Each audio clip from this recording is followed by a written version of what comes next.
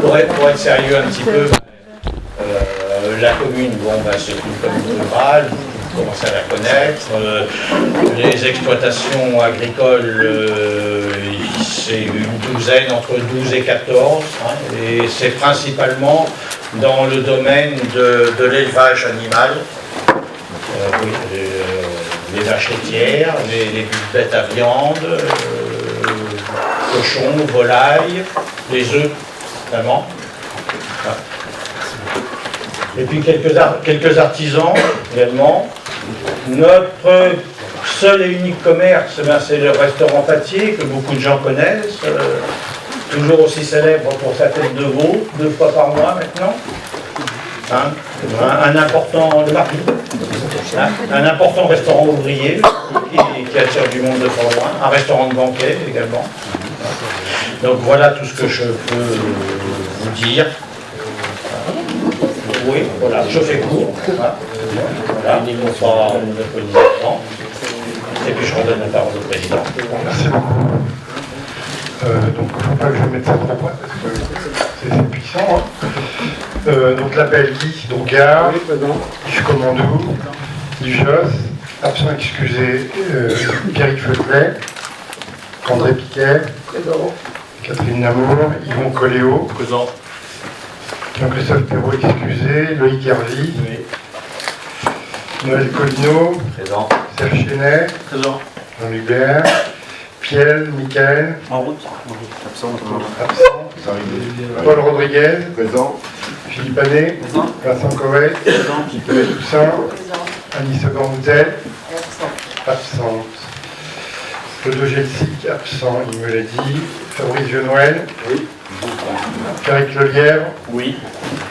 Jacques Rocher, Oui. J'ai un pouvoir. pouvoir à Pierrick Lelièvre. Pierre Roussette, j'ai un pouvoir. Sophie Nicole, Présent. Jean-Claude Guébillet, Présent. pardon. Bruno Chiquéo, absent. Carole Blanco-Hercelin, Oui. je l'ai vu. Christian Guillemot, Absent. absent. Jean-Yves Lally, Présent. ok. Daniel Vett, excusez, mes pouvoirs à Michel Martin. Alain Launay, Présent. Pierre Henry, Oui. Michel Martin, Présent. Thierry Gay, Présent. Odile Laura, Présente. Pierre Berthevas, Daniel Brûlé, Présent. Robert Emeraude, Présent. Isabelle Michel, Bip. Marie-Hélène Herry, Présente.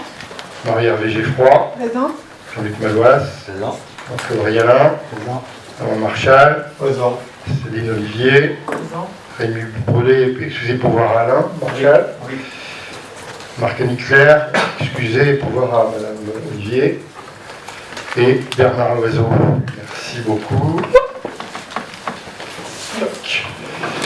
Et donc, désignation d'un secrétaire de séance, Bernard, tu vas faire ça un peu. Ouais, ça fait plaisir. Approbation du compte rendu, donc c'était un peu court, c'est ce qu'on vous dit, on adoptera les 2 comptes rendus de cette séance et de la séance précédente la prochaine fois. Sur le reste, donc le premier, le point 4, là, Pierre, cet étant absent, je vais prendre une partie de ses bordereaux, donc on lit les créances qu'on a et qu'on va sans doute pas récupérer sur des délits bâtiments économiques de la communauté. Il nous faut faire une provision, donc une écriture à hauteur de 29 000 € concernant des créances douteuses. Donc on est obligé de le faire à titre conservatoire. On a rencontré tout à l'heure un chef d'entreprise qui était en retard de loyer, qui nous a dit qu'il les paierait. Donc je pense j'espère qu'on n'aura pas abusé dans tous ces montants. Voilà, est-ce qu'il y a des questions? Donc je mets aux voix qui est favorable, qui s'abstient, pardon. C'est plus simple, qui vote contre, personne. Pour le point 5, c'est une décision modificative relative à l'attribution de crédit, donc c'est des chapitres budgétaires, c'est simplement des écritures, hein, en termes de reclassement d'immobilisation, et il faut augmenter aussi derrière en proportion des crédits sur les comptes d'amortissement, donc à hauteur de ce qui vous est indiqué ici, à 9 800 €. Ça n'a pas d'autre incidence que des incidences d'écriture comptable. Pareil, est-ce qu'il y a des questions? Non, abstention, vote contre, il n'y en a pas. Commande publique, c'est l'aménagement du centre d'incendie et de secours. Je vais demander à Robert, qu'il était à la commission, de présenter le résultat de l'appel d'offres et des attributions des marchés aux entreprises. Donc, la procédure a été faite sur la réglementation des marchés publics. Donc, dans 12 lots, 3 lots sont infructueux parce qu'il n'y a peu de réponses. Et donc, 9 lots ont été attribués. Donc, par rapport à l'estimation des lots attribués, on avait une estimation à 314 000 €. Les marchés donnent un montant de 286 500 €, soit à peu près 9% de moins que l'estimation. Donc concernant les lots, donc, le lot des aviontages, c'est la SRL Valgo qui se trouve en Seine-Maritime pour 7 460 € hors taxe pour une estimative à 10 000 €. Le lot 2 gros œuvres, c'est l'entreprise SRL Mailleux de Guerre pour un montant de 103 572 €, une estimation de 118 000 €. Le lot Charpente, c'est l'entreprise Tétio de la Chapelle-Carreau pour un montant de 7 516 € et une estimative de 8 600 €. L'étanchéité, l'entreprise Chapelle de la Gacilly, là c'est plus que l'estimative, donc on est à 36 971 € pour un estimatif à 33 000 €. C'était la moins 10 ans. Ensuite, en menuiserie bois, c'est l'entreprise Tétio, toujours de la Chapelle-Carreau, pour un montant de 12 934 €, estimé à 15 000 €. Ensuite, le lot cloison sèche isolation, c'est l'entreprise CGP de Sainte-Marie dans le 35, pour un montant de 33 936 €, estimé à 27 000 €. En plafond suspendu, l'entreprise Coyac de Vannes, pour un montant de 6 839 €, estimé à 8 700 €. En électricité, l'entreprise Gergo de Redon, pour un montant de 31 529 €, estimé à 37 000 €. Le dernier lot qu'on peut attribuer, c'est le chauffage, plomberie, pour l'entreprise Danilo de Guerre, pour un montant de 45 828 €, estimé à 56 000 €. Donc, ce qui fait que globalement, dans les lots attribués, on ferait une économie par rapport à l'estimation de 89%. Donc, il est proposé de demander de continuer la procédure, une procédure adaptée pour les lots qui ne peuvent pas être attribués, qui n'ont pas été, il n'y a pas eu de candidat, et d'autoriser le président à signer les marchés que la commission d'appel d'offres vous propose. Est-ce qu'il y a des questions particulières? Donc total, c'est bien, on a gagné. Je peux vous dire les lots qui n'ont pas été attribués. Oui, vas-y. Le lot menuiserie d'aluminium, Ouais. le lot chape carrelage et le lot peinture. Carrelage et peinture. Donc on va relancer dans le cadre de la procédure, comme tu l'as dit, adapter les choses, des lots déclarés infructueux. Donc est-ce qu'il y a des questions? Non. Donc abstention, vote contre, il n'y en a pas. L'autre point concerne l'assistance à maîtrise d'ouvrage pour l'extension et la réhabilitation de la déchetterie de Carentoire, et puis aussi la mise en place de contrôle d'accès dans les déchetteries de Carentoire, Ruffiac et Serran, puisque on s'est aperçu qu'il y avait une fréquentation importante d'usagers extérieurs au territoire, et ça permettra de contrôler les accès justement. Donc il s'agit de passer pour assistance à maîtrise d'ouvrage. Voilà. On en avait déjà parlé, c'était évoqué en commission, donc c'est la suite logique de la démarche. Ok. Et la fréquentation de personnes étrangères au territoire est importante. Je serai à même de te répondre. Daniel, oui. Oui, certainement, oui. Ouais. Surtout, je pense que Serran. Oui, c'est l'Europe et la chapelle. Oui. C'est le plus proche des Oui. Vous avez pris l'habitude de venir là, donc ça continue. Plutôt que de mettre des contrôles en place, on va passer des contrôles. Mais bon, malgré tout, il y a quand même de l'extérieur à ces communes-là. Donc, ça avait été préconisé dans l'étude Oui, c'est vrai. de faire les contrôles d'accès sur tous les points. Ouais.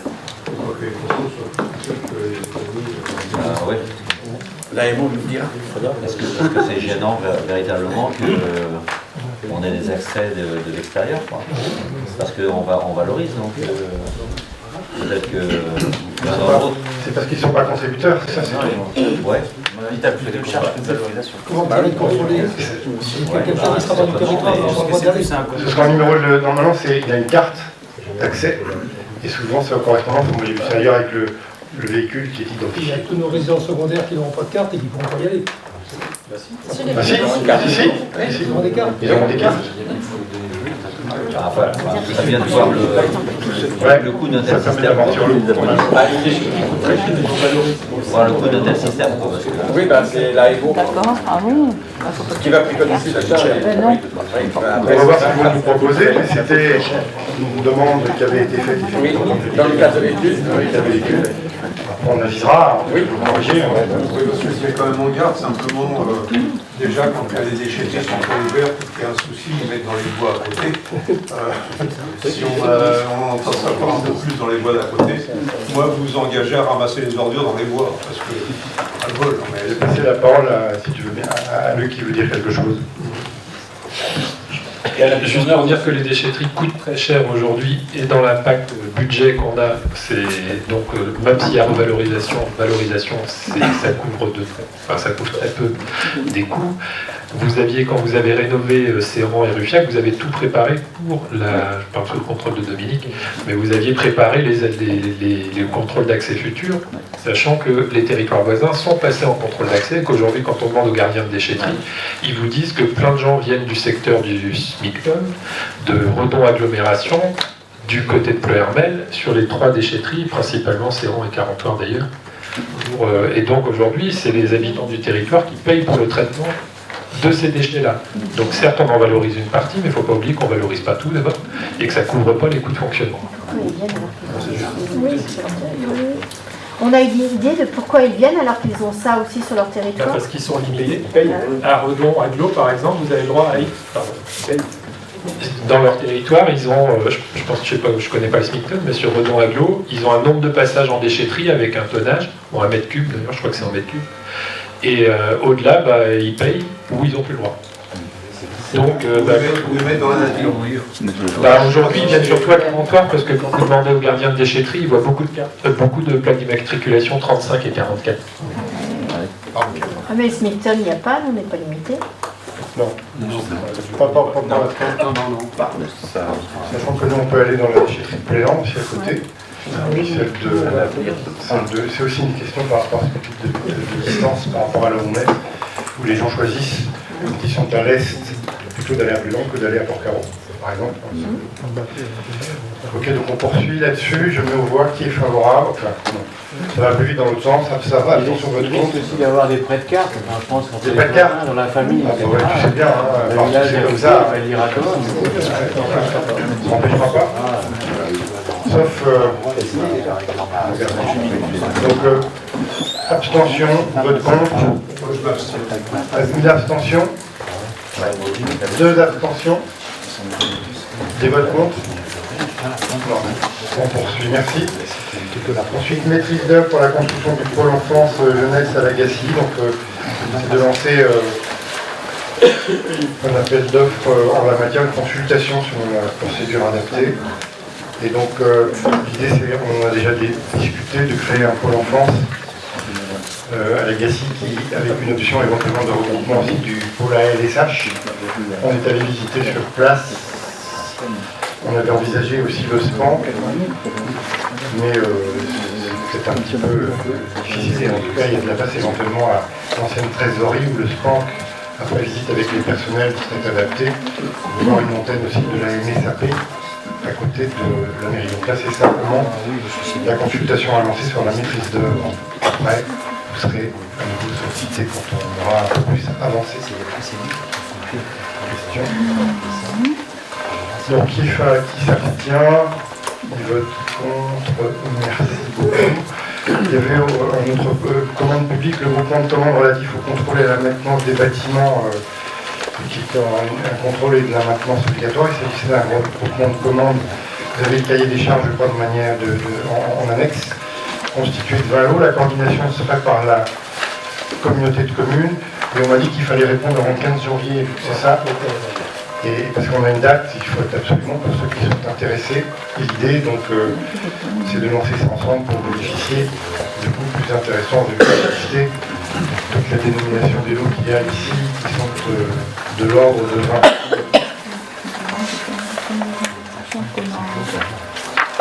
Abstention. Question, pardon. Par rapport aux obligations de désigner en fait un membre qui représente en fait, la structure, et est-ce que c'est possible de mettre un suppléant? Un suppléant du conseil communautaire Non. Pour la constitution du groupement, donc ça va représenter? C'est possible, il n'y a pas de problème. Ouais. Donc j'ai mis au voix favorable, abstention, vote contre. Merci. Autre point sur la prolongation de la délégation de service public pour l'exploitation du service de restauration collective donc à la Gacilly. Moi j'ai reçu le président de l'association.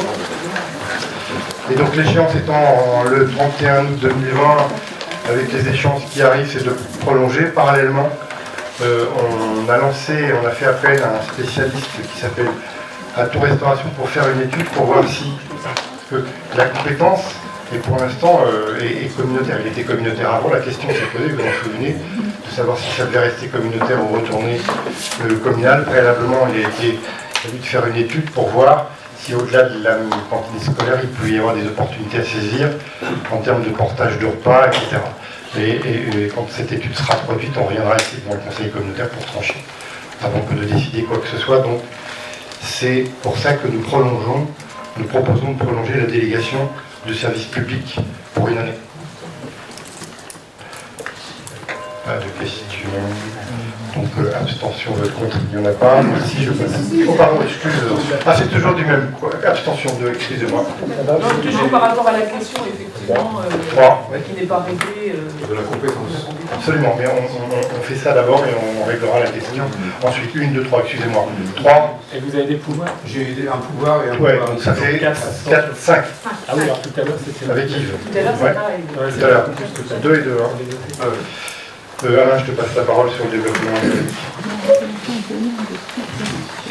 Oui, pour une opération d'extension de la zone du Gros-Chêne-Acéran au bord de la RN 166. C'est une extension de 3 hectares 6, dont on cause déjà depuis un certain nombre d'années. 3 hectares 6 qui permettront donc d'agrandir cette zone et de répondre à un certain nombre de demandes, en tout cas d'ouvrir des perspectives et de commercialiser aussi des terrains.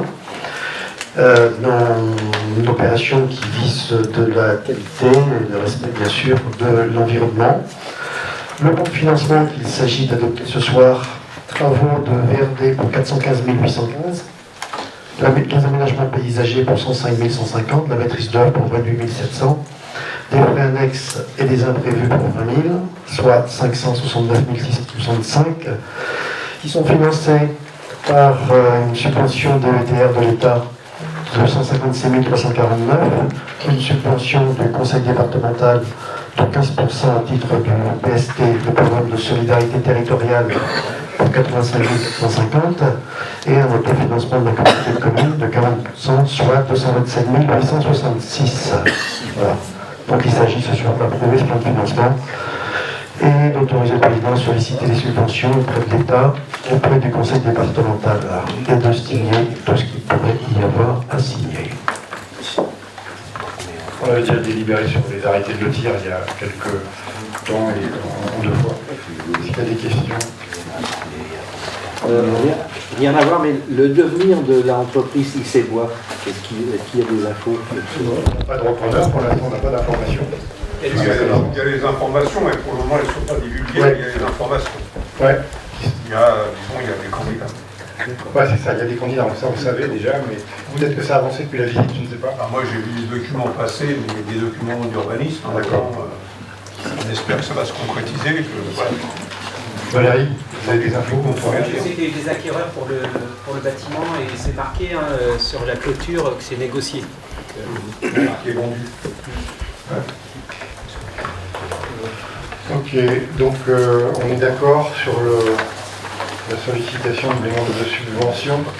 Oui, pas de problème. Gaëlle, je te passe la parole. Oui, alors le premier point ressources humaines, c'est la mise en place du CIA, complément indemnitaire annuel, qui est la partie facultative du RIFSEP, que vous avez dû aussi mettre en place dans vos communes. Alors facultative dans l'attribution en fait, mais obligatoire en tout cas dans sa mise en place. On avait eu des notes de la préfecture pour dire qu'il fallait bien mettre en œuvre le CIA. Donc le dispositif du CIA permet de tenir compte de l'engagement professionnel des agents et de la manière de servir. Donc le versement du CIA est effectué en application des critères évalués lors de l'entretien professionnel, qui sont rappelés, à savoir l'efficacité dans l'emploi et la réalisation des objectifs, les compétences professionnelles et techniques, les qualités relationnelles, la capacité d'encadrement ou à exercer des fonctions d'un niveau supérieur. Donc les modalités de mise en œuvre du RIFSEP vous sont rappelées. Le CIA donc, fait l'objet d'un versement annuel en une ou deux fractions non reconductibles automatiquement d'une année sur l'autre. C'est en ce sens-là que c'est facultatif. Donc nous avons réuni un petit groupe de travail paritaire qui s'est réuni 2 fois et qui propose en fait des principes de mise en œuvre de ce CIA au titre de l'année 2019 qui serait versé donc en avril 2020. Donc ce serait l'attribution d'un montant de 100 € annuel proratisé au temps de travail. Et il est proposé donc de ne pas attribuer de CIA en cas d'absence cumulée de 90 jours ou plus au titre du congé maladie ordinaire, du congé longue maladie ou du congé longue durée. Il est également proposé la non-attribution de 50% du CIA en cas de manière de servir insatisfaisante, matérialisée dans le compte rendu d'entretien professionnel par le positionnement, par le supérieur hiérarchique, de 4 croix. Donc ça fait appel en fait au document qui sert de support pour les entretiens. Donc 4 croix au minimum dans la case insuffisant. Et il est également proposé la non-attribution du CIA en cas de sanction disciplinaire dans l'année. Donc ce dispositif a recueilli un avis favorable du comité technique. Des questions, vous avez vu, c'est beaucoup de choses, des procédures qui sont en même temps quand même relativement limitées, mais comme le régime indemnitaire, on l'avait ajusté, il est important, donc ça c'est une obligation que vont satisfaire toutes les communes parce que c'est donc obligatoire. Donc est-ce qu'il y a des questions? Donc ça va nous coûter pour votre information, c'est 25 000 € chargés par an. Donc je me vois abstention, vote contre, il n'y en a pas. Non. Autre point, c'est la modification du règlement du temps de travail donc, qui avait été adopté en décembre 2016. Il y avait eu une mise à jour en mai 2018 et il apparaît en fait en fonction du fonctionnement actuel qu'il est nécessaire d'apporter quelques petites modifications et notamment en ce qui concerne la gestion des congés, donc des agents de la communauté de communes, pour faciliter l'organisation au quotidien et notamment pendant les congés. Donc vous avez en annexe le règlement du temps de travail et les modifications apportées sont surlignées en jaune. Est-ce que vous avez des questions là-dessus? Donc cette proposition a recueilli un avis favorable à la majorité du comité technique. Ça concerne essentiellement l'organisation des congés. Voilà. Il n'y a pas de grosses modifications et ça a été validé en comité technique. Je peux faire une interrogation. Pas de questions. Donc je me vois, abstention, vote contre, il n'y en a pas. Donc la modification du tableau des effectifs. Vous avez en annexe? Donc c'est plusieurs modifications. Donc la filière administrative, la suppression d'un poste de rédacteur suite à une mobilité externe dont la vacance de poste a été pourvue par la voie de la mobilité interne. En filière technique, la transformation d'un poste d'agent de maîtrise catégorie C en un poste d'adjoint technique catégorie C, donc c'était au 1er septembre, afin de permettre le remplacement par la voie de la mobilité interne du coordinateur de collecte au service des déchets. La transformation d'un poste d'adjoint technique principal de première classe en un poste d'adjoint technique au 1er janvier 2020, afin de permettre le remplacement suite à départ à la retraite par la voie de la mobilité externe d'un chauffeur au service déchets. Dans les filières techniques et animation, alors là ce sont des postes essentiellement en fait dans le but de déprécariser.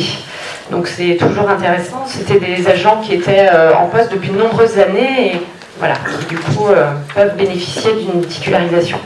Donc la transformation d'un poste d'agent de maîtrise principal vacant au SPANC en un poste d'adjoint d'animation à temps non complet, 21,34/35e, à partir du 1er janvier, afin de permettre la déprécarisation d'un adjoint d'animation au sein du service enfance-jeunesse.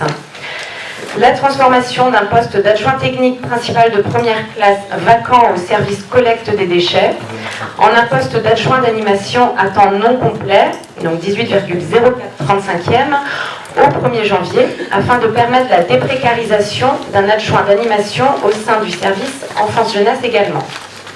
La transformation de 3 postes d'adjoint technique vacants au service collecte des déchets en 3 postes d'adjoint d'animation à temps non complet, 17,20/35e, 20,15/35e et 17,58/35e, à compter du 1er janvier, afin de permettre également la déprécarisation de 3 adjoints d'animation au sein du service enfance-jeunesse également. Donc voilà, donc il n'y a pas de diminution de leur temps de travail, hein, c'est juste que voilà, du coup ils sont titularisés. Dans la filière animation, l'accroissement de la durée hebdomadaire de service d'un adjoint d'animation principal de 2e classe du service enfance-jeunesse à compter du 1er janvier, un passage de 30,5/35e à 32,27/35e afin de correspondre à un besoin de temps de travail supplémentaire dans le cadre de la mise à disposition de l'agent auprès de la mairie de Serran. La filière patrimoine, donc c'est le renouvellement des contrats à durée déterminée des 3 assistants de conservation du patrimoine affectés à l'inventaire des collections du musée de la Résistance en Bretagne jusqu'au 31 janvier 2021, puisqu'ils poursuivent leur travail conséquent d'inventaire, mais ils ont également dû faire le déménagement en fait, et ils profitent aussi de cet inventaire pour faire la conservation des objets. C'est un travail colossal. On vous invite à venir voir dans les bâtiments de l'entreprise Charrier. Voilà. Toutes les collections sont entreposées là. Donc je te laisse. C'est vraiment remarquable le travail qui a été fait. Ils ont confectionné toutes les enveloppes de protection, 12 000 objets. Et vraiment, ça vaut le coup d'aller voir. Et ils ont fait une photographie avant, après. Et vous verrez comment c'est remarquable. C'est un travail de grande qualité. On l'a visité l'autre jour avant d'aller poser la première pierre du musée. C'est vraiment à voir. Donc, s'il n'y a pas de questions. Oui, je t'en prie, Pierre. Sur le compte rendu, enfin sur la présentation, on parle du 31 janvier 2021 et sur le tableau des effectifs, c'est le 31 janvier 2022. On n'a pas la même date. Le tableau des effectifs. Ouais. C'est 21. C'est 21, c'est pas 22. Ouais. Petite copie dans le tableau. Ouais. Ok, sous cette réserve, Marie-Hélène. Moi, je me demandais, puisqu'on transforme les postes, c'est qu'il n'y en a plus besoin en collecte des déchets et au sport. C'était des postes effectivement qui étaient laissés vacants en fait depuis, je dirais presque la fusion. Ouais, donc ça fait 3 ans qu'on fonctionne sans quoi. Comment? Ça fait 3 ans qu'on fonctionne sans. C'est ça, on avait laissé dans le cadre de l'étude en fait d'harmonisation des déchets, en se disant selon le système qui va être choisi, on aura peut-être besoin de ces postes-là. Alors le choix qui a été fait, du coup, nous n'avons pas fait appel à ces postes-là, donc on les utilise pour autre chose. Hein. Donc c'est ce qu'on appelle du toilettage en fait du tableau des effectifs. Sur déploiement, d'autant qu'il y a eu une automatisation en fin des tâches. On a investi aussi dans du matériel de qualité. Pardon. Opposition. Abstention, du coup je le vois. Vote contre. Il n'y en a pas. Guy, je pense. Oui, au niveau du SPANC, il s'agit des tarifs qu'on se propose d'appliquer pour l'année à venir. Donc la commission s'est réunie le 2 décembre. On a débattu assez largement des tarifs en cours et ce qu'on pourrait pratiquer. Donc vous avez là ce qu'il est proposé, contrôle préalable de conception, jusque-là c'était 110 €, on passerait à 115 €. Les contrôles d'exécution des ouvrages, même punition. Donc ces deux tarifs-là ne sont facturés qu'une seule fois à l'usager lors de la mise en place d'un assainissement neuf. La contre-visite, parce que ça existe aussi, donc ce serait 115 € également. Le contrôle des installations existantes, il y en a, c'est des installations de moins de 20 équivalents habitants. Donc contrôle de bon fonctionnement, 143 € au lieu de 137 actuellement. Lorsqu'il s'agit de la vente d'un bâtiment, 156 au lieu de 150. Le contrôle des installations existantes de plus de 20 équivalents habitants, il n'y en a pas tant que ça sur le territoire. Contrôle de bon fonctionnement, donc s'agissant de ces installations-là, c'est le double des installations individuelles, donc 286 €.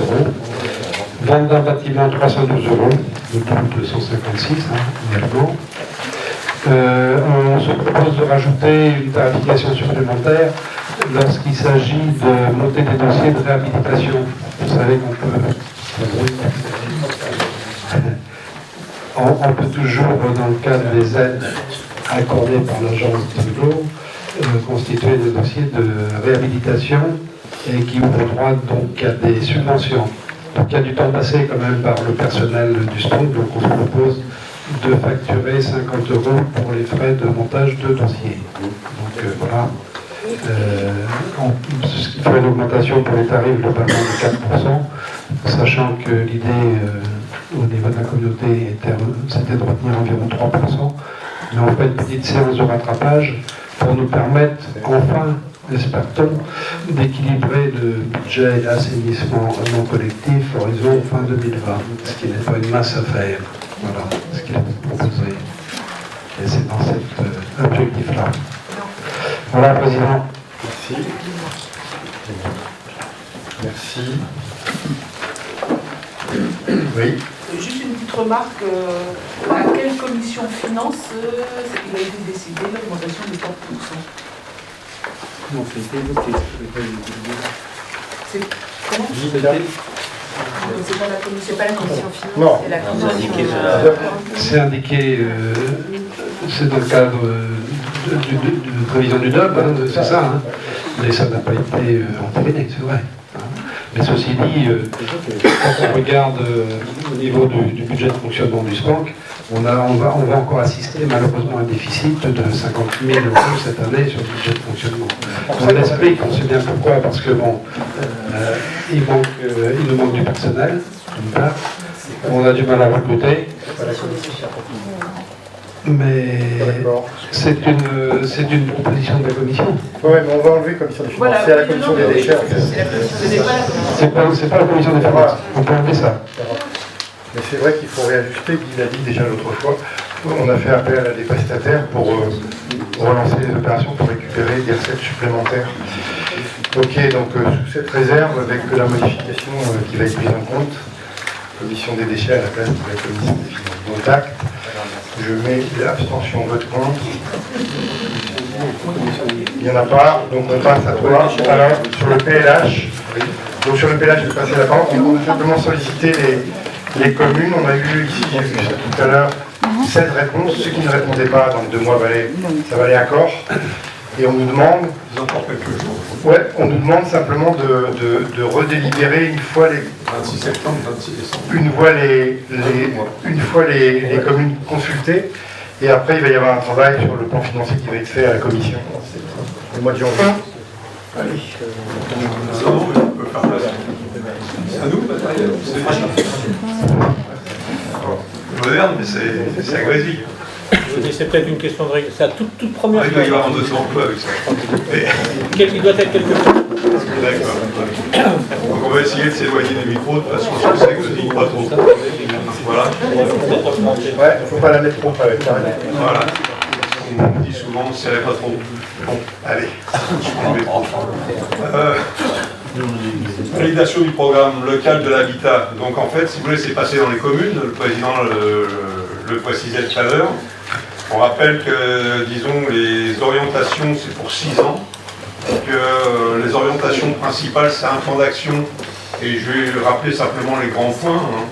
C'est-à-dire maintenir les conditions favorables d'attractivité, diversifier l'offre de logement pour l'adapter aux besoins des ménages, valoriser le parc existant, mobiliser le parc vacant, développer un habitat solidaire pour apporter des réponses adaptées aux besoins spécifiques et définir et asseoir le rôle et le positionnement de Ousta-Brocéliande communauté comme pilote et fédérateur des interventions en habitat. Je crois que c'est quelque chose de très important. On a quand même au mois de décembre, contrairement à l'avis, voté le SCOT avec un objectif de 50 000 habitants sur OBC. Pour arriver, je fais toujours des petits rappels, c'est bien. Et c'est comme ça que les vaccins sont valables. Donc, pour arriver à ces 50 000 habitants, il faut produire de l'habitat, il faut transformer, il faut agir. Et ça ne se fait pas tout seul. C'est vrai qu'il y a des choses qui se font régulièrement, mais qui vont aussi se ralentir. C'est la maison individuelle, puisqu'on voit bien que dans les révisions de plus, avec l'application du SCOT et l'application bientôt du STRADET, construire en campagne, ça sera quelque chose de spectaculaire ou d'exceptionnel. Donc voilà. Donc concernant l'habitat, on a une politique d'appui, on a mis des objectifs en place. Ça concerne, alors je rappelle quand même que l'habitat social, ça concerne toutes les communes. Il faut qu'on mobilise aussi les bailleurs sociaux là-dessus et qu'on a du travail à faire. Les opérations multisites marchaient bien, ça amène quand même des logements dans toutes les communes et je crois que ça touche la totalité de la communauté de communes. Donc c'est important. C'est vrai, il y a aussi la revitalisation des centres-bourgs, des choses comme ça, mais ça c'est un autre sujet qui fait partie de l'OPH malgré tout. Donc voilà, j'ai vu qu'il y avait des réflexions dans les communes pour dire le budget est trop important. Alors je ne sais pas s'il est trop important, parce que pour ce soir vous n'avez pas de budget, sauf que c'est en fonction de l'argent qu'on y mettra, on aura les résultats qu'on aura. C'est simple comme bonjour. Hélas, je pense que toutes les communes peuvent s'investir. Les communes participent quand même, puisqu'elles donnent souvent le foncier, elles avancent le VRD, des choses comme ça. Donc c'est important je parle du logement social, c'est important quand même que ce plan local de l'habitat progresse et avance. Donc il faut se donner les moyens. On en discutera au mois de janvier. Pour ce soir, toujours, je demande à Monsieur le Président de mettre ça au vote. Oui. S'il y a des questions auxquelles je peux répondre, parce que je ne suis pas toujours capable de répondre à toutes les questions, mais j'ai tous les techniciens qui sont là éventuellement, qui peuvent répondre s'il y a des questions précises. Bon, on avait délibéré effectivement déjà avant de saisir les communes, mais sans délibérer sur l'aspect financier. C'est pourquoi il va y avoir, donc je regarde, tu l'as dit tout de suite, la commission habitat va se prononcer, ensuite on reviendra sur cette question à la conférence des maires quand on parlera du PCAET le 16 janvier, avant que ça ne vienne en conseil communautaire, sachant qu'on a eu aussi, c'est l'Adréal, la commission dont vous m'avez parlé, qui nous a dit parce qu'à un moment il fallait tout faire d'un coup, les finances et le reste, ils ont accepté qu'on voulait qu'on décale un peu parce qu'il fallait qu'on y réfléchisse. Donc on enverra cette délibération, on prend rang et ensuite on déterminera en janvier ce qu'on consacre au dispositif. Mais c'est vrai que c'est important. Donc est-ce qu'il y a des questions? Donc on reviendra vraiment là-dessus en détail. Nous on a débattu effectivement Alain sur le... J'ai vu. Oui, voilà. Donc il y avait une réflexion effectivement, non pas sur le budget en lui-même, c'était plutôt sur la répartition. Parce que bon, effectivement, le temps de la mise en place, on jugeait que la première année, c'était quand même un budget ambitieux dès la première année, alors que bon, il y a une mise en place qui se fait. Et ça nous impacte aussi au niveau de la commission finance, parce que ce sont des budgets qui sont à un moment donné arrêtés. bloqué et on s'aperçoit qu'on a toujours du décalage, quoi. On est fini aussi 2 ans après. C'était un peu la réflexion qui avait été faite en commission finance, c'est-à-dire que de ne pas bloquer des fonds dans un budget quand on sait que pertinemment ce sera reporté, quoi. Mais disons sur la... Alors, c'est 2 choses différentes. Là, tu parles disons, du cadençage, des périodes où on l'applique. L'idée, c'est quand même de se dire, il faudra quand même un budget pour faire avancer le PLH. Après, les séquences et les moments où on débloquera les fonds, c'est bien que dans ce genre de projet, il y a toujours un décalage, comme dans les OPAH, où on finit 2 ou 3 ans après toutes les queues de chantier. Donc voilà. Mais on ne découvrira pas le budget. Après, on peut s'organiser pour que ce budget soit attribué l'année d'après. Mais de toute façon, on sait qu'au bout des 6 ans, on aura encore des queues de chantier à financer. Donc ça sera quand même ce budget-là. Même s'il n'est pas sur l'instant, il faudra qu'à un moment donné qu'on trouve des fonds. Tout ça pour dire que la réflexion n'était pas sur le montant. Non, mais il y a effectivement un tableau, là, que je regardais. Voilà. Et c'est étalé sur les 6 années. Donc, ou par orientation, on a les montants, ou par année. Et on démarre à 397 000 €. Et la dernière année, on monte jusqu'à 609 000 €. Peut-être qu'il faut s'étaler, c'est à discuter. On verra ça en janvier, effectivement, par rapport aux priorités qu'on se fixe. Oui, en fonction des fonds et disons de ce qu'on mettra dedans, on avancera à une cadence réduite ou accélérée. Moi, je rappelais simplement les objectifs du SPOT. 2035, 100 000 habitants de plus sur le pays de Ploërmel, donc 100 000 habitants sur le pays de Ploërmel, donc 50 000 sur OBC qui en a actuellement 40 000. Voilà. Après le reste, c'est l'histoire qui dit. Il disait plus 1% par an en moyenne, en termes de trajectoire démographique. Soit 2500 habitants de plus en 6 ans sur le secteur, pour arriver à environ 43 300 habitants en 2025. Production de 1530 logements. Et soit 225 par an sur 6 ans. Et vous parlez de l'habitat social aussi, je regardais, 5% de logements locatifs sociaux en 6 ans. Soit 135 logements au total en 6 ans. Donc, il y a des années après, c'est à corriger. C'est vrai que ça ne va pas démarrer tout de suite. Non. Et la notion de multisite est bien précisée dans le document. Oui, tout à fait. Mais après, l'habitat, c'est aussi le foncier, c'est aussi les lotissements, c'est aussi... donc, on a une politique à mettre en œuvre. Et, disons, permettre à ce que l'habitat se développe. Après, c'est vrai qu'on est un peu moins motivé puisqu'on n'a plus la taxe d'habitation. Donc, c'est... D'un autre côté, ça motive moins pour développer l'habitat. N'empêche que c'est quand même des objectifs, et je crois que c'est important d'en avoir. On a quand même dans de nombreuses communes plus de locatifs, ou très peu. Une mauvaise qualité. Une mauvaise qualité. Ça, de mauvaise qualité, on en a beaucoup. Mais donc voilà, ça pose une vraie question sur le locatif. Et du coup, comme on est sur le PCAET, là aussi, ça veut dire qu'il y a encore des déplacements, que les gens sont obligés de venir de loin pour travailler dans nos communes. Voilà, c'est une vraie politique à mettre en place et à travailler. Les communes s'y attellent un petit peu. Toutes les entreprises recherchent on en a encore parlé hier d'ailleurs avec un chef d'entreprise. Toutes les entreprises recherchent du personnel, et on a fait un petit point là, chez BCF où il y avait une douzaine d'entreprises simplement présentes du secteur. Là, immédiatement, combien vous auriez un tour de table? 90. Combien vous auriez d'emplois pour voir immédiatement si vous aviez personnel sous la main? 98. Il n'y avait pas que des BCF ou des CAP à 200 personnes.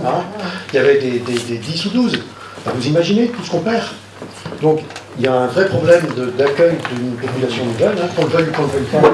Les objectifs du SCOT peuvent paraître ambitieux, mais il n'empêche qu'on a un secteur dynamique, que nos entreprises ont du boulot, qu'elles se développent, qu'on a du mal aussi à trouver des entreprises, on voit bien dans le marché qui ne respectent pas la modèle, on vit encore correctement avec des cabinets médicaux. Et on n'a pas un logement locatif de qualité, on n'en a pas. On ne peut pas favoriser le parcours résidentiel correctement, parce qu'on n'a pas ce qu'il faut. Les principaux problèmes que j'ai dans ma commune, et on en a parlé à un moment dans la presse, il y a une demi-douzaine de gens qui vivent d'autres choses que de la famille normale, par exemple.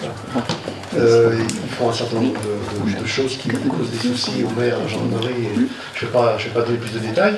5 sont dans le logement locatif privé, et pas dans le logement public.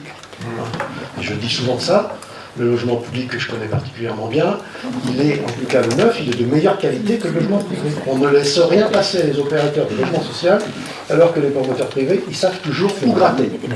Donc, il faut favoriser le logement public, le logement social. C'est d'ailleurs la raison pour laquelle, si vous avez lu notre délibération à Pécadec, Pécadec s'est prononcé, juste un mot, en disant, nous on est parti sur des chiffres, enfin nous, le PLH, sur des chiffres de 2015, c'était pour un certain nombre de communes avec la crise de 2008-2010, des années creuses, mais particulièrement chez nous, compte tenu du sinistre économique qu'on a vécu. Et depuis, c'est reparti en flèche depuis l'année dernière, pratiquement une trentaine de permis cette année. On voit très bien qu'il y a une dynamique et que 6 logements sociaux dans les 6 ans, c'est pas suffisant. D'où la question, est-ce que, au-delà des chiffres, parce que les contraintes financières, on les a tous intégrées, c'est là le problème, c'est d'abord les contraintes financières qu'on a, les priorités qu'on va se donner, j'espère qu'on se donnera cette priorité-là, mais après, il faudra sans doute d'autres choses. Est-ce qu'on pourra aller au-delà? Et puis si certains veulent faire le deuil des aides parce qu'il y a une dynamique locale et parce qu'ils priorisent ça plutôt qu'autre chose, est-ce que ça pourra se faire? Donc ça veut dire aussi qu'il faudra faire à un moment donné pression sur les bailleurs sociaux pour qu'ils viennent aussi dans les communes rurales. C'est possible. Bien sûr. Aussi une forme de mixité sociale, il faut faire rapidement. Le problème que rencontrent les entreprises aujourd'hui, il y a de la mobilité, ça génère des problèmes d'environnement, il faut qu'on fixe la population par mobilité de l'emploi, etc. Et parce qu'on voit bien autour des comment ça se passe aussi, il faut qu'on rapatrie de l'habitat. Simplement, on nous demande de la sobriété foncière aussi à côté, c'est un peu compliqué. Ok, sur le PLH, j'ai l'impression d'avoir, je sais pas quoi,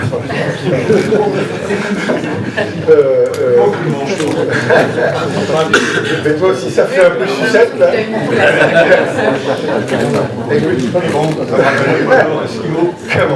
Donc ok là-dessus, il n'y a pas d'abstention, votre compte, il n'y en a pas, on poursuit sur le dernier bordereau. Oui, sauf que quand on était sur le PLH, il y avait aussi, puisqu'on a parlé du PCAET, il y a une expérimentation qui se fait avec, disons, la Chambre d'agriculture. Oui. Et OPC a répondu avec l'ADEME à la Chambre d'agriculture un appel à projet agriculture et climat. Donc je lis quand même l'affiche parce que c'est intéressant. OPC a répondu à l'appel à projet acte de l'ADEME agriculture et climat du territoire. Elle a été retenue parmi les 3 territoires bretons, Rennes Métropole et Dinan agglomération. L'étude consiste à lancer une dynamique de travail et de co-construction d'un plan d'action agricole répondant aux grands enjeux climatiques. L'objectif est, avec les agriculteurs, qui sont quand même un vecteur économique important de notre secteur, et les acteurs du territoire, de faire émerger des actions collectives et individuelles sur le territoire pour Stavros-Elian de communauté et répondre aux objectifs du PCAET. Un comité partenarial est mis en place regroupant 3 vice-présidents, des élus agricoles et des structures telles que l'ICUMA. Le comité de pilotage réuni mardi dernier propose d'y associer un conseiller municipal agriculteur par commune. C'est pour ça que je vous lis l'affiche. C'est qu'en fait, comme toutes les communes sont normalement représentées au moins par un représentant, il y aura un courrier à distribuer et vous serez contacté pour envoyer un agriculteur à cette commission. C'est important quand même, puisque c'est une expérimentation et je pense que c'est bien qu'elle réussisse dans notre secteur pour démontrer que l'agriculture peut se marier avec le climat et l'environnement. Ça évitera que certaines choses se disent et qu'il ne se fasse jeter des pierres au bord des champs. D'accord. Oui, donc avec des enquêtes sur le terrain, dans le cadre du gestion économique des ressources, c'est ça donc c'est intéressant. Je pense que c'est intéressant, ça permet de faire évoluer. C'est complémentaire. Même si moi j'ai été nourri au poulet aux hormones vu mon âge, j'ai quand même résisté. Ça va, t'es en forme. Voilà. Merci de longévité. Ok, donc on va vous saisir par courrier pour participer à ce comité. Donc je ne reviens pas sur le PLH, on passe au dernier point. Oui, le dernier point, c'est l'OPH. Donc c'est une modification des critères d'éligibilité. En fait, c'est simplement pour simplifier les fiches. Donc on vous rappelle quand même qu'on a validé l'opération. Alors il y avait une OPH quand on s'est regroupé qui était sur Pierre. Elle a pris fin, c'est fin 2018 je crois, et puis on l'a généralisé, donc on a refait une étude, on l'a généralisé à l'ensemble du territoire, et aujourd'hui les critères d'attribution étaient définis, un peu compliqués, donc l'idée c'est de les modifier pour que ça soit plus simple. Les ménages, alors voilà, les attributions, et pour les ménages très modestes, on propose une subvention de 2 000 € pour 8 000 € de travaux, en gros 25%, limité bien sûr à 8 000. Et les ménages dits modestes, une subvention de 1 000 € par dossier à partir de 8 000 € de travaux. C'est, disons, ça permet de faire bouger les choses et de amener une aide et une contribution de OVC. Par ailleurs, les ménages sont aussi aidés par des aides de l'ANA et en fonction de leur situation. Karine, vous avez d'autres choses à ajouter? Ça vous va? Il y a des détails, c'est bon. Karine qui travaille en détail sur le dossier. Et moi qui passe de temps en temps pour voir si on est d'accord. Voir Karine, le dossier, les deux. Voir Karine et le dossier, en fait, c'est ça. Je vois les dossiers et Karine avec, et puis Valérie aussi, et puis aussi... c'est juste une question. Voilà. Hein, je vois qui je veux. Je vais de ma partie, je vais prendre le rôle de micro si tu veux. Oui. Je mets au revoir. Abstention, vote contre, il n'y a pas de questions particulières. Autrement, puisqu'on a, c'était un petit, en durée, je veux dire, pas en continu, conseil communautaire. Et donc, je vous donne moi rendez-vous. On a une conférence des maires le 16, et on parlera du CAET aussi, de ce qu'on vient d'évoquer, le PLH. Une conférence à nouveau, ce sera 40 heures normalement. Une conférence à nouveau des maires à Ougan le 23. On l'élargira au conseil communautaire. On fera un peu le bilan de ce qu'on a discuté l'autre jour à Monteneuf sur le mandat, là, pour qu'on réévoque les questions et des pistes à retenir éventuellement assez vite. Et autrement, on aura un conseil communautaire le 30 janvier à Glénac, qui sera consacré aux orientations budgétaires. Le lieu est à confirmer, et ensuite un dernier conseil communautaire avant la fin du mandat en février pour le vote du budget. Quelle est la date du budget? Le 27 février. Voilà. Et la cérémonie des vœux est le 31. On a c'est à Lagacy, à 19h, parce qu'on a fait à la fois le personnel et à la fois les élus à suivre. C'était plus facile en termes de bâtiment. Oui. On va essayer aussi pour tous les vœux, si on a toutes les dates dans les communes, de se répartir entre moi, si je peux, puis les vice-présidents, de se rendre dans plus de communes possibles. Pardon? 31. Voilà. Merci alors. Tu veux dire quelque chose pour conclure, Germain? Non. Je peux juste poser une question et donner sa conclusion. Oui, je t'en prie. On parle de faire des économies. Moi, je demande depuis un petit moment qu'on puisse, disons, étudier sérieusement cette mise en DSP des piscines, vu les bilans qu'il y avait. Et je trouve que c'est dommage que ça se fasse pas. Voilà, je trouve que on a étudié rapidement, économiquement, en disant oui, mais il y a un risque, et voilà, ce point. Le dédommagement, si on sort d'une DSP, c'est 40 000 €. Si l'économie est supérieure à 40 000 €, ça vaut le coup d'étudier le projet. Voilà ce que je voulais dire. Deuxième point, c'est qu'une commune comme la nôtre, on met à disposition le maître nageur qui est effectué par le 2700 heures par an pour ce projet, qui demain sera plus, disons, utilisé, puisqu'il restera à la charge de ses rangs. Merci les gars. C'est quand même, disons, je trouve un peu cavalier, ce genre de démarche. Quand on a besoin, on prend, quand on n'a plus besoin, on jette. Et puis, deuxième point, on a fait une délibération, et je t'enverrai un courrier, c'est pour le transport scolaire.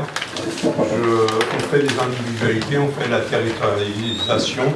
Je trouve que le transport scolaire, on met une charge à la communauté de communes qui n'était pas nécessaire pour le service administratif, et que c'était un service de proximité qui permettait d'ajuster des fois les budgets d'une année sur l'autre en fonction du nombre d'élèves. Aujourd'hui, ça ne sera plus le cas. voilà, je trouve qu'on alourdit un peu le service administratif de la communauté de communes, alors que les communes se chargeaient très bien de faire leur boulot. Si ça avait amélioré quelque chose, je ne dis pas que ça détériore, mais ça améliore pas le service. Ceux qui avaient, puisqu'il y avait disons, des habitudes ailleurs, qui avaient le service communautaire, ils le gardaient, ceux qui l'avaient municipal, qui se faisaient garder, le gardaient. Moi, on a fait une délibération, j'enverrai un courrier pour demander que ça soit étudié aussi. Voilà. Simplement, je ne vais pas revenir là-dessus, je sais que la pédagogie c'est l'art de la répétition.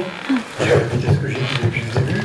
Sur les différents points, il y a eu des décisions prises, elles sont légitimes et elles seront appliquées. J'ai reçu ton mail sur les transports scolaires, on t'a répondu. Moi je considère qu'il y a une délibération de prise. Si à chaque fois qu'on n'est pas d'accord, une commune sur une délibération collective, et démocratiquement on revient là-dessus, c'est pas possible. Donc les choses sont claires. Sur la piscine, ça a été fait antérieurement à cette communauté. Moi je respecte ce qui a été fait. On va engager le processus de cette façon, parce que c'est la règle. Et à ma place, je ferais sans doute la même chose. C'est comme ça, et ça ne bougera pas. Tu peux le dire à chaque réunion, mais ça ne bougera pas. Non, alors, les choses soient claires. On ne peut pas prétendre chercher à faire des économies et dire de toute façon c'était fait, donc on n'y va pas. Et bon, le périmètre, on verra, mais le processus est engagé, maintenant c'est trop tard, on ne va pas faire cette discussion. À chaque fois, c'est les mêmes points que je ressors. Donc moi je te dis que je prends mes responsabilités. Non, attends. Viens pas me dire ça, on a parlé de ça au 1er janvier 2017 quand on s'est regroupé. On a dit oui, on va étudier, on arrive là, puis le processus est engagé. Moi je veux bien, mais bon. Enfin, moi les choses dans mon esprit sont claires, il y a un processus qui a été engagé démocratiquement, on le respecte, et je te réponds, la lettre qui est une réponse aujourd'hui sur les transports scolaires, on est parti là-dessus, on ne changera pas. Si on revient à chaque fois sur les décisions. Mais pourquoi tu laisses à penser dans tous tes propos que ce que fait la communauté de communes, ce qu'a fait la communauté de communes dans le passé, c'est de moins bonne qualité que ce que peut faire les communes. C'est ce que tu dis dans ton courrier. Je l'ai lu ton mail. Je pourrais le communiquer à l'ensemble. On va voir ce que tu indiques. Jamais de secret, non? Moi je te réponds. Voilà. Aujourd'hui, on a des bénévoles qui sont tous les matins dans les cars et tous les soirs dans les cars. Ça n'empêche pas qu'ils continuent, tu leur rends ta réponse. Oui. Ouais. Ok, le débat est clos, merci, bonne soirée, puis je pense qu'on va boire un coup quand même.